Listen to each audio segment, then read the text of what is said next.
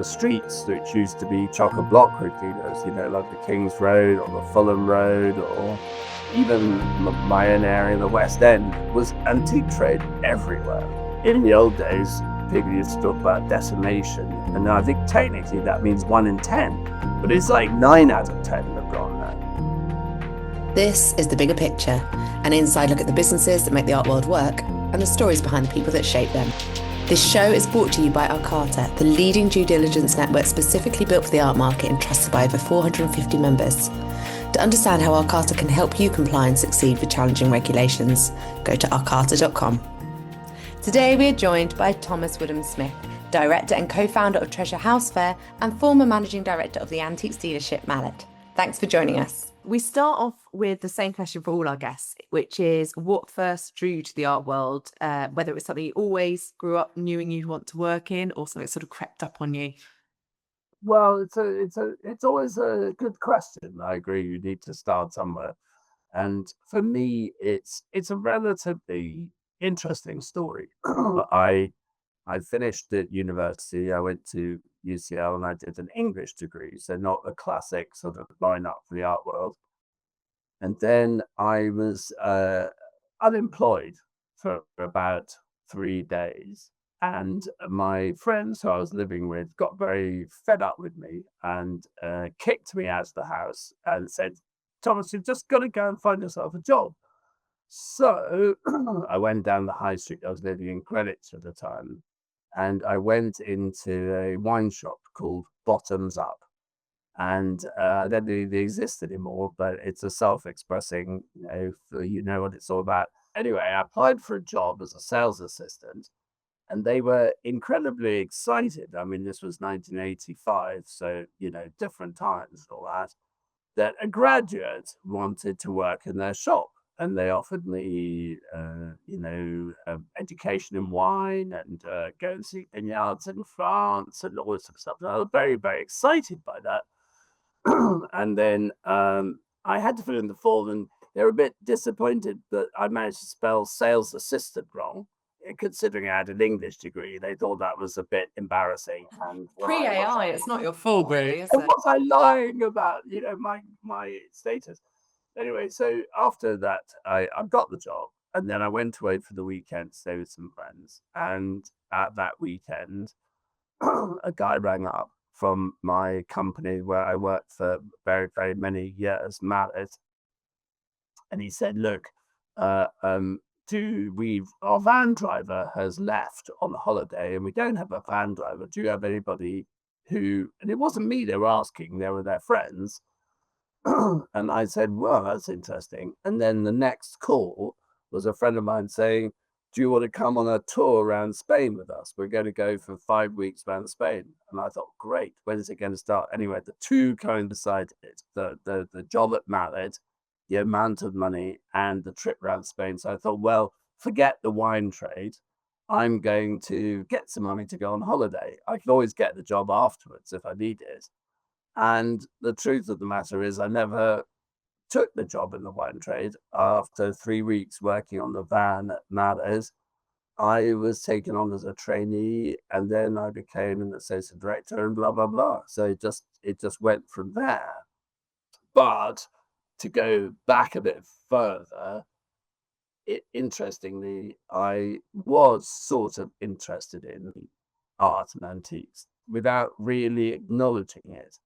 I made a museum in my bedroom of postcards from the National Gallery and elsewhere. And literally the whole wall from floor to ceiling were little rectangles of postcards. And I used to charge my mother's guests to come and visit my museum. How much did you charge out of interest? I don't remember. That's the awful truth. So I must have been about 10 or 11. So it was like 1975 or something like that. So probably 10p or something like that. It wasn't, I wasn't sort of really thinking, but I like the idea of having this sort of gallery / museum in my bedroom. And then when I dug down a bit, I discovered that my grandparents who were slightly collectors of a sort, had my grandfather was a solicitor, specializing in shipping law, but he did lots of other sort of things on the side, and one of them was supporting an antique dealer called Mo Lee, who's long dead, of course.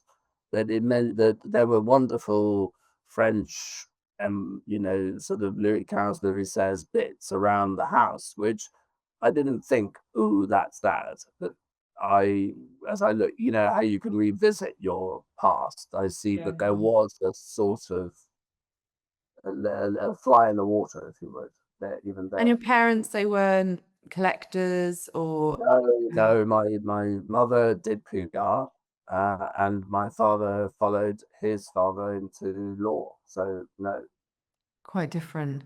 But you're quite in the quite. van. Talk me through the day-to-day tasks that someone working for Mallet in a van would be taking on in the first Well, years. it's a good question, because actually it's a clue to so many things, really. For me, it is that these van drivers, Mallet was a big company back in those days, public company, two shops in London, two vans, four drivers, blah, blah, blah. Anyway, everybody had gone. They weren't very good at management. That was one of those sort of clues. And what had happened was that their band drivers had gone on holiday at the time of the Grosvenor House Antiques Fair. So my first experience, age 22, 23, of working in the antique trade was setting up and taking apart the Mallet stand at the Grosvenor House Antiques Fair. That's so interesting because I was looking at your history. I was like, "Hey, come from working in fairs necessarily," but obviously there was No, quite early I, on. I honestly, Ria, I just loved it. It was like the Aladdin's cave or Alibaba or something. There was so many fascinating things on view in that hotel, and everything was new to me. I didn't know anything at all about furniture. I came with absolutely no knowledge whatsoever, but I was intoxicated by it. The gold and the marquetry and the jewelry and the Chinese porcelain and all of it just seemed to me like marvels, like jewels. They were all so fascinating and full of stories and full of interest. And the people were so lovely. Everyone was very generous with knowledge, and yet they were all cutthroat and they were all dealers. They all lied the whole time and they all told stories. I just thought it was perfect. I thought it was perfect. And then it was 1980s, you said, wasn't it? 1985, was it? And I take 5. And so the normal van driver job, right, in the days before, really sophisticated imagery, by which I mean, the internet and 3D and stuff like that, everything worked on very grand photographs that you made. And we used to, Mallets, we'd spend £50,000 a year on photography, and that was 40 years ago. And we had a professional photographer in house and an assistant and a printing studio and all the rest of it. But after you'd handed out a thick envelope of beautiful photographs, you would send the pieces on approval. So either in around London or out to somebody's house in the country. And, I would load them up, tie them up, take them, and then you'd see these amazing homes where people lived. And even though I was like a sort of spotty 23-year-old, they would say, "Do you think it looks nice?" When I put the table in their hallway or whatever. And of course, you say, I could have committed career suicide and said, "Oh no, I think it's a bit big for that. They should find something smaller. And by the way, I can give you the names and addresses of half a dozen other antique dealers we could go to." That wouldn't have been the way. But if you say things like, "Well, if you like it, I like it. I don't know much, but it looks very nice there," or whatever, you don't try and be too pompous about it. It seemed to close sales. So was that So the time yeah. before? I mean, presumably there were art logistics firms in the 80s, like professional companies? Oh, yeah, yeah, There yeah. were. There were Okay. lots. There were lots, in fact, probably more then than there are now. Okay. That, Mallet liked to have bands emblazoned with the company name. They liked the sort of exclusivity of the drivers. Back in those days, everyone, they wore a brown coat, and it was all done with a tremendous formality, gloves, etc. So you were buying into a service, you were buying into an Yeah. experience, if you will. And the market, in many, many ways, was very different in the 80s to how it was. It was much, much stronger then than it is Okay. now. We look at the prices of things now, and you see the millions of pounds made for certain things, but the volume of stuff has disappeared from the market. It's just these, what you might call trophy pieces now. Yeah. Whereas, when I started, there was an auction every day of the week in London, every day of the week. And there were dealers all over the place. And lots and lots and lots of people earned a living out of antique dealing.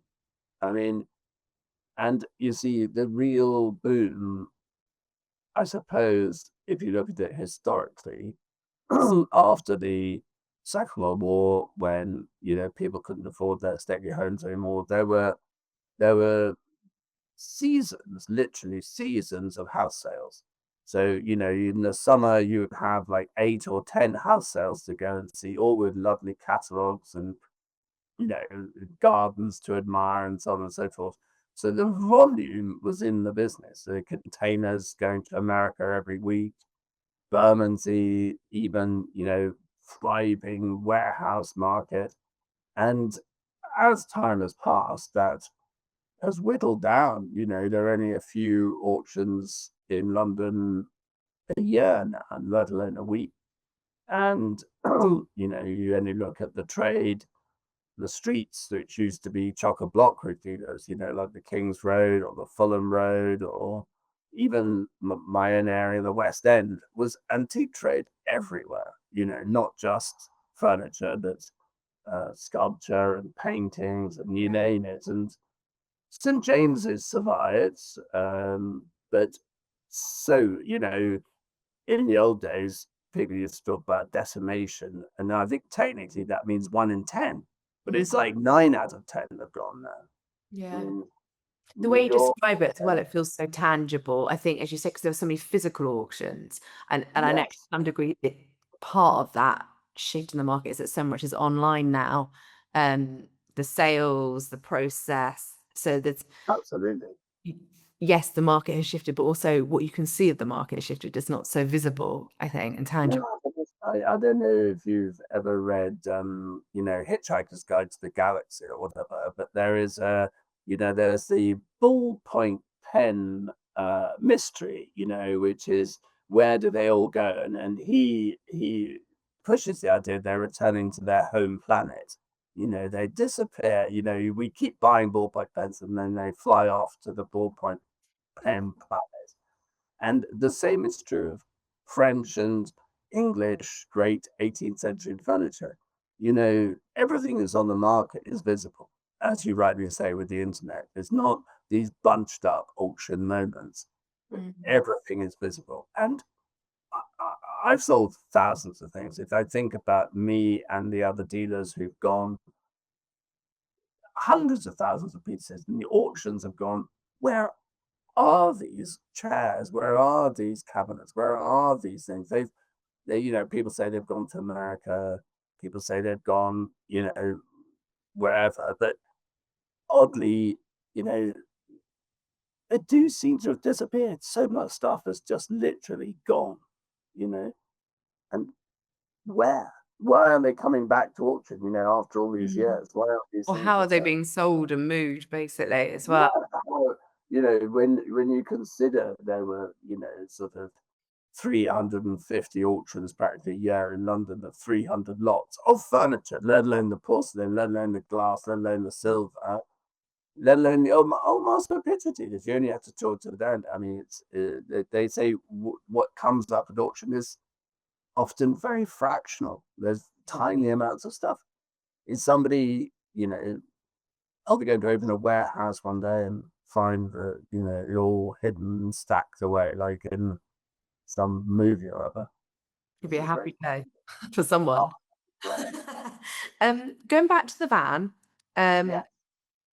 you're obviously quite enraptured by the process, the actual items themselves. How do you then settle into a career within that business? It's obviously quite a big business at that point. So what skills do you start to notice in yourself, and what sort of roles do you start carving out? Well, Oh, I think the interesting thing about that question is that I never really. I mean, I went to a very good school and I went to good university, but I never really saw the point of education.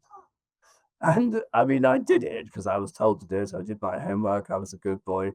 The fact is that the more you know in the antique trade, the more you can apply that knowledge. It's like a profession. If you know the difference in very basic things like Louis 15th and Louis 16th, you can, and 18th century and 19th century copies thereof, you have a power, and that power can be monetized. So, I quickly threw myself into passionate study, and everything I learned, I could see had a business corollary. I found that incredibly straightforward, very clear that there was a reason now to read a book rather than just to, inspire my imagination. And I've got a marvelous library now of books that I would never part with, which I do refer to frequently. And I found it fascinating, and I still find it fascinating that a certain style is suddenly what people want, and a certain style is not what people want, and there is, you want to, you have your own taste there, you have your own preferences, you have your own look, but as a wider community, everybody more or less wants the same. And it's changed so many times in my career, but it's endlessly entertaining to try and remain on top of that shift.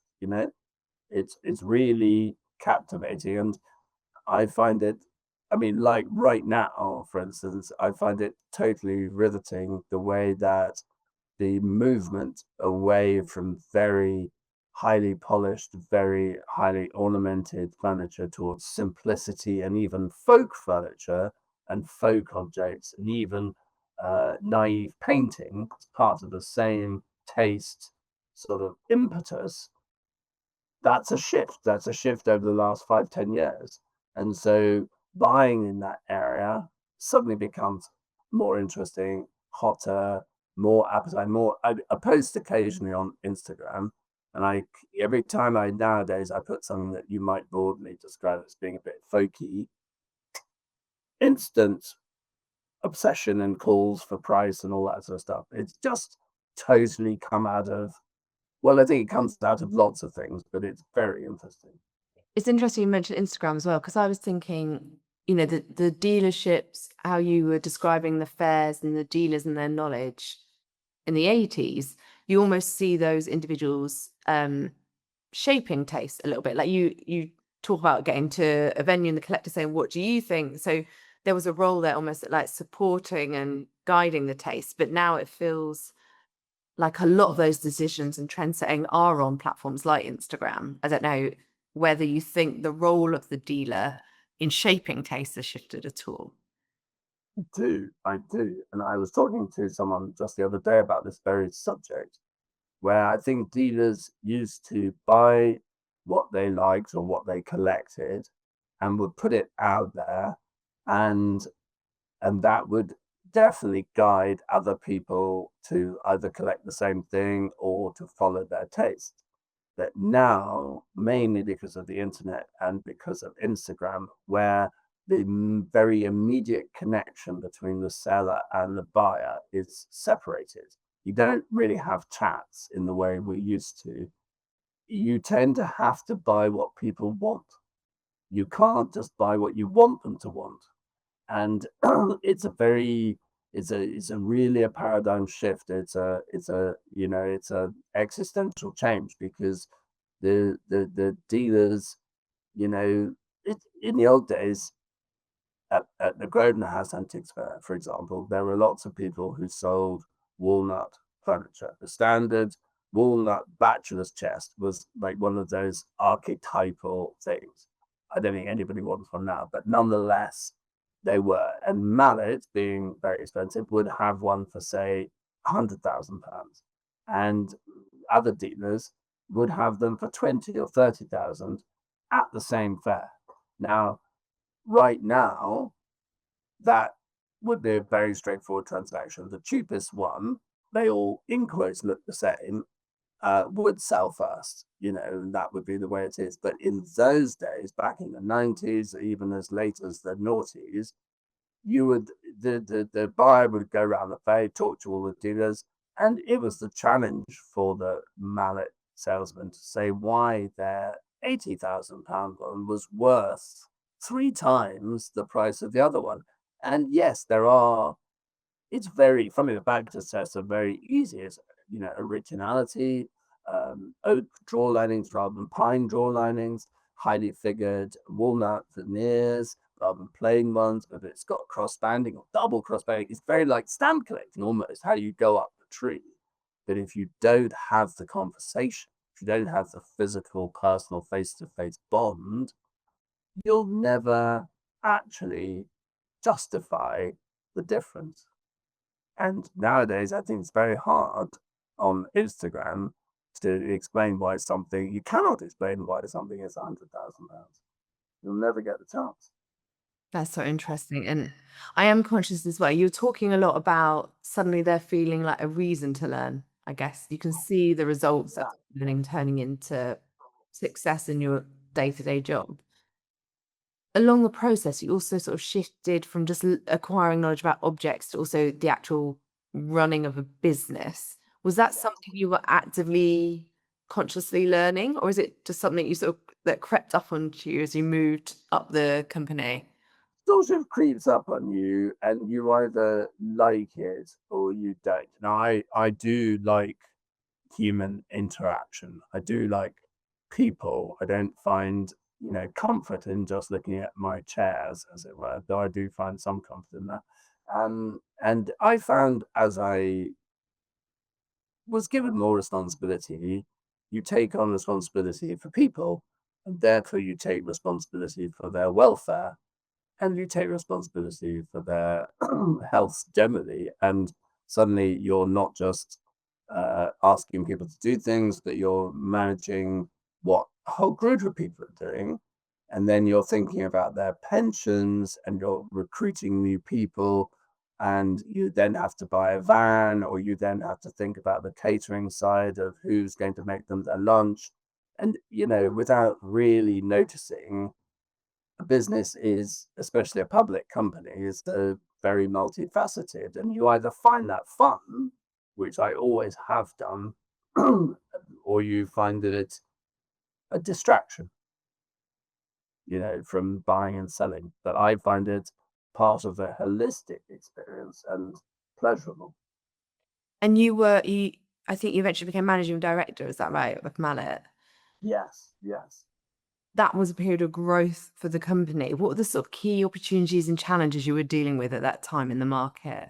Well, it was a complex up and down because, I took over we had two businesses in London, one called Borden House, which is this amazing building, which is now Dunhill, and then the other one on Bond Street. And what happened was that my bosses in Borden House, where I was based, retired and left. So they're really quite young age, like 28, 29, I took over that business and was doing all the buying for that and a lot of the selling. And that was A really lot of responsibility at a 28. lot of responsibility, not the pay. I didn't get the pay. I remember feeling pretty resentful about that, but it was terrific fun.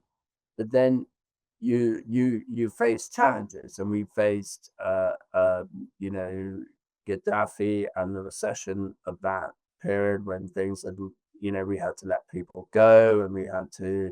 It wasn't just a. What I'm trying to say, and I'm doing it in a quite long-winded way, is that it wasn't just a march north, as it were. There were lots of setbacks and people leaving and restructuring and so on and so forth. And probably the worst of which was the Twin Towers, where we really felt that America, which is a very important market to the UK antique trade, very important, um, was going to be closed off for some time. So we thought we might open a premises in New York, and that was a seismic shift, and it ended up in us closing one of our UK-based businesses in order to be in London and New York. And whilst I was the MD of Borden House and then the MD of Bond Street later, we were aboard, and we had a CEO at the time who was a very old-fashioned guy, and he didn't see the future in the way we rest of us did. But somehow he got his way, and we sold Borden House and kept our very expensive premises on Bond Street. And really, that was the end of Mallet. That was why the whole business folded. But as my seniority rose, in a way, the business was in more and more difficulty. I mean, it was by no means plain sailing. It's interesting as well because obviously this month we've heard about Pace Gallery, there being a restructuring. There's a lot of talk, particularly around London, around the growing pressures of having a physical space for a gallery. So it all feels always very new. But as you say, these sort of conversations and cycles be happening for some time now. It's an ongoing challenge, I guess, for management. It is, and the physical, the fairs, which is my focus now, is it is such a is also in a very sort of tight conundrum, if you would, because as people withdraw from the high street, as shops close and people have their private houses or their galleries off upstairs or whatever it is, as I say, face to face still remains absolutely crucial to getting new clients, not just managing your old ones. You can sort of do that the way we're talking now, remote,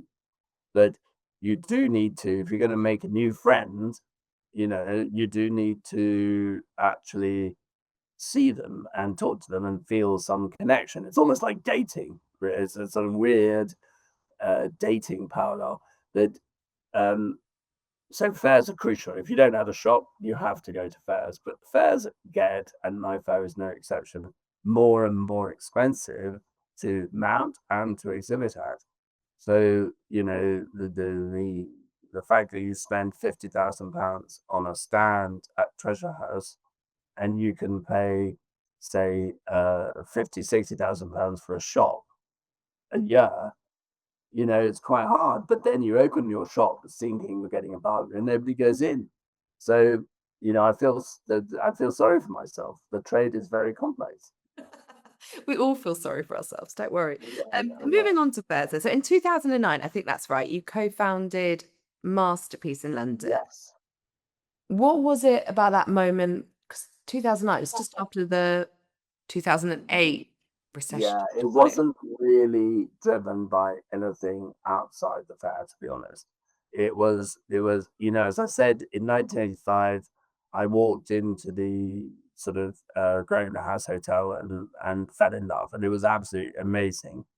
But by 2000, really, the fair had lost its sparkle. It was not what it was. And in 2006, 2007, something like that, I gathered together a group of dealers to talk about what to do about going to the house. How can we make it better? And we talked about all sorts of things like having a group show somewhere, or maybe doing something in Hyde Park, or really trying to be free thinking about it. But then I met with Harry van der Horn.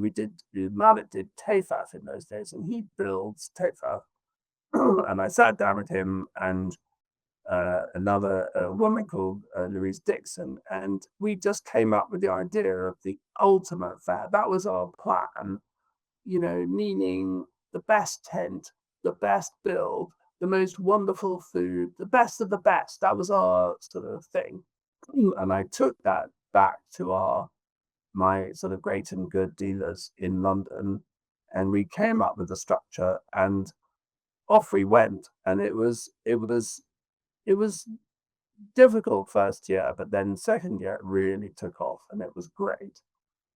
But I was juggling in those days being, Bond Street, Mallet UK MD, and uh, chairman of Masterpiece.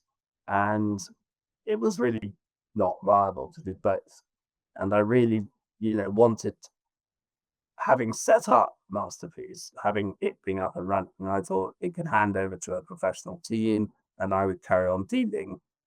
But it didn't work out quite that way because Mallet's was already in sort of terminal decline.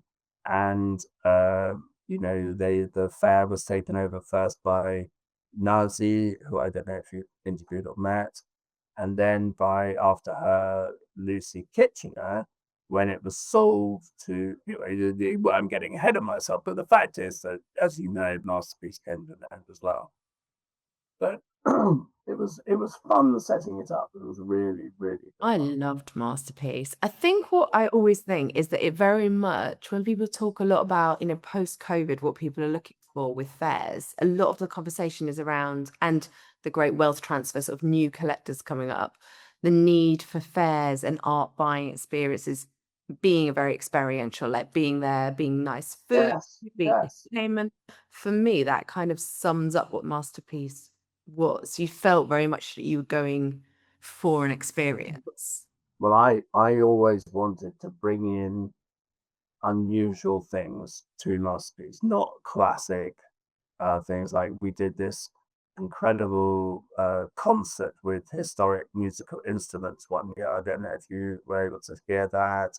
And then I had long conversations with somebody about doing sort of, a showcase of uh, medical instruments that had changed treatment. So I thought, Masterpiece could be anything, couldn't it? It could be anything.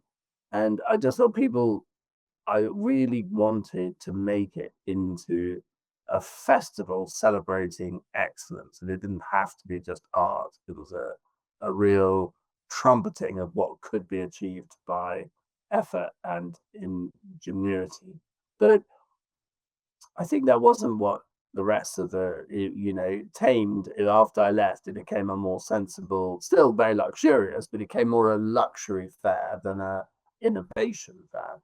And and when you know Art Basel and COVID and Brexit combined to closes, and we were really, Harry and I really asked to set up Treasure House. It wasn't our entrepreneurial impetus. It was really responding to, an absolute flurry of dealers asking us to try and do something.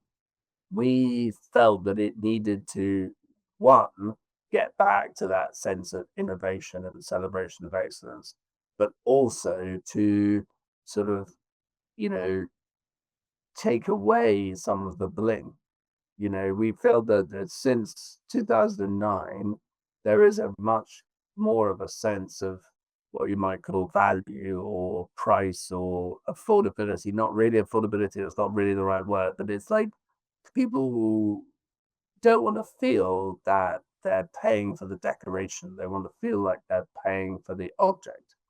And so consequently, we've tried to really nurture that sense of festival. So the food and the boat and the terrace and all the fun things about Treasure House, but also try to make it a bit more sober and a bit more serious.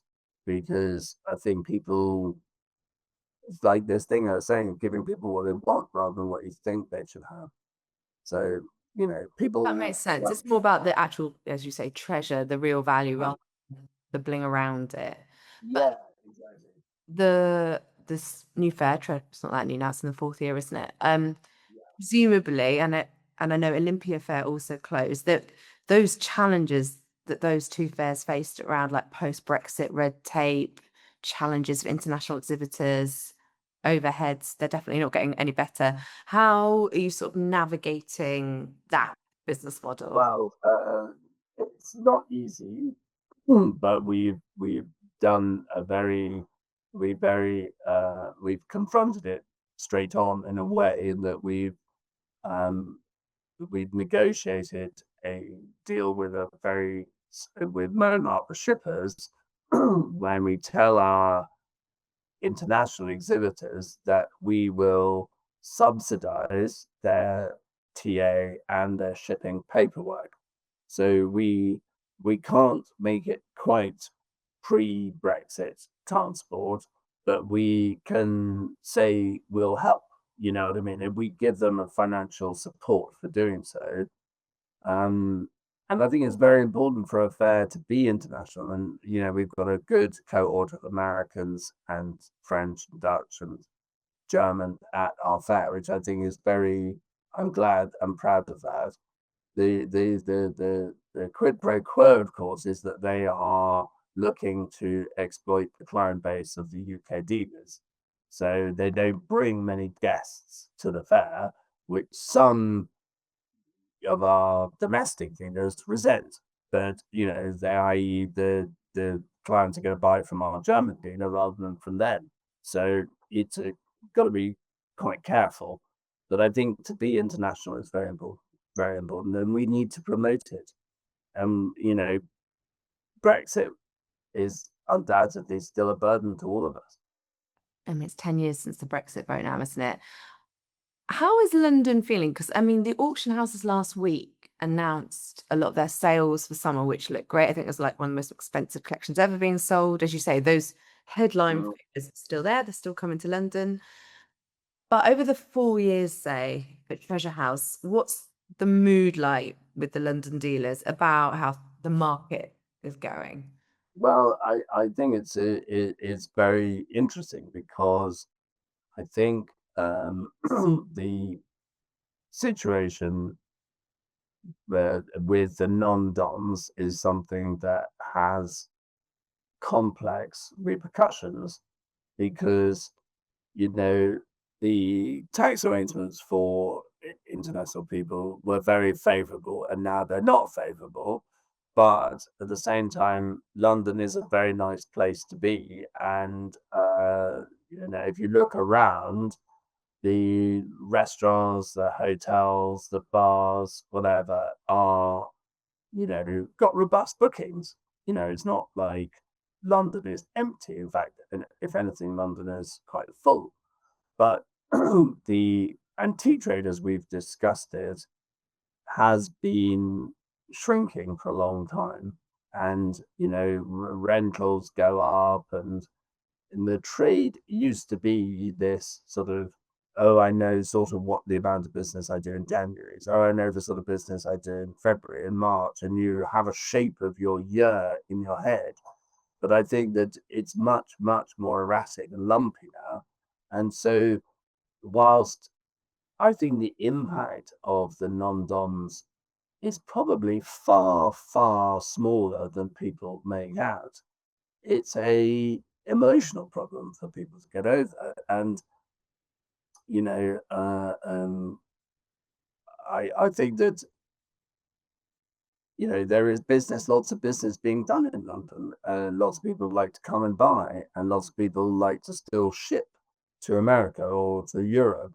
It's just that there is a little bit of an emotional headwind, and I think we need to just brace ourselves because there's nothing anybody can do about it. It's such a intangible and no statement by me is going to change the mood or by Starmer or by but I think the moods are so difficult to assess, aren't they? And I think I've made this mood very serious in this podcast because I keep asking about the economy. So I'm going to go back to skills. No, but I think the economy is very important. The economy is super important. The mood is driven by the economy, and yet the news, broadly speaking, is quite good economically. Broadly speaking, we should be feeling positive, but we're not. I think there is Yeah. no point in pretending that there isn't a sense of gloom out there. There just is. Maybe if we win the World Cup. Well, let's not pin all our hopes on that. Running a fair versus being a managing director at a gallery, Yes. or even, I know you do independent dealing as well. How different are those experiences? Because obviously being on a fair floor is very different to being in a gallery. So actually running these things, how different is it day to day? Well, I am a control freak, as I suppose we all are in our various ways. But at the same time, I am a great believer in giving people ownership, autonomy, whatever you might want to call it. I think people should report to me, but I don't want to do their jobs for them. So I don't. I've always been. That's been my style of management: is to choose people rather than try and do everything. And I have a treasure house, and I did have at a Mallet before, really, really very good people. And I think for me, the management clue is to everyone have a clear definition of what they are supposed to do. And so other people don't interfere and they can push out people who they think are interfering. And also that they have the confidence of the managers in them so that you're not always looking over your shoulder. You can act boldly and with autonomy. And so I find the physical tasks, are obviously incomparable. I didn't need to source and supply a massive tent when I was an antique dealer, nor negotiate with a hotel and restaurant chain. But in principle, they're all the same thing. You choose the right person, and you expect to get good work from them. And I find having a good team absolutely central to everything. Yeah, someone once told me to always hire people smarter than you, which isn't that hard for me actually, but I think it's quite a good life lesson. I think it's good to have a different group of people. We have different ages to an extent, and different backgrounds, different countries of origin. I think the mix is very important. I think having a different perspective on things. And equally, as I get older, I've always found it excellent to listen to what other people suggest and do it unless there's a really good reason not to. That's really good advice. I was going to say, our last question of these conversations is always, if someone was either starting out in a career in the art market or sort of partway through, but perhaps rethinking what route to take, what advice would you give them? Well, if they wanted to be a dealer, I think the unbelievable, irrefutable only task is to sell something. Everybody always says, oh, I can go and find something to buy in the market or whatever. And it doesn't matter whether you can buy it for £10 or £10,000. The first thing to do is to see if you can sell it. And selling is everything. It's not about buying because anybody can buy. It's how you sell. And if you like selling and enjoy the process of selling, and I'm not talking, car salesmanship, tricking people. I mean, just literally, knowing that you haven't got the price wrong, knowing you haven't got the description wrong, and selling it to someone in the business. And selling, is everything. And then I would say, when you've bought 10 things and you've sold 5 or 6 and you're really happy, concentrate on selling the last 4, because every business is what we call the tail. Every business lives and dies on the management of the tail. Because if you sell 9 things and you've only got 1 left, you will feel very pleased with yourself, but you only need to do that 10 times and you've got no space to buy anything else. And is that something you could learn, or is that something you believe is kind of a natural? No, I think you have to learn it. You have to. Okay, it's a learned skill, not It's a learned skill. You have to really concentrate on it, and you have to be ready to lose money on your 10th item. So, you've got to be able to treat your stock as a unified entity so that you sell your 10th thing and you make sure you make enough money on your first thing to cover the loss on your 10th thing. This is fascinating. I've never sold anything other than a car boot sale, and I was definitely left with stock. So I feel like I don't have enough. But did you buy the thing? Always buy, yes. I'm terrible. This dealership is not for me, but Well, other people out there, this will be helpful. Thank you so much for your time. I know you're really busy, and the fair is opening. Remind me of the dates. It's 24th is the preview date. 24th. So anyone listening, please do get down there. I will be there, and I will see you in person then. But thank you for your time. Thank you, Rhea. All the best. Thank you for listening. You can follow and subscribe to The Bigger Picture wherever you get your podcasts. And to learn more about this episode or to reach out to us directly, please visit us at rcarter.com.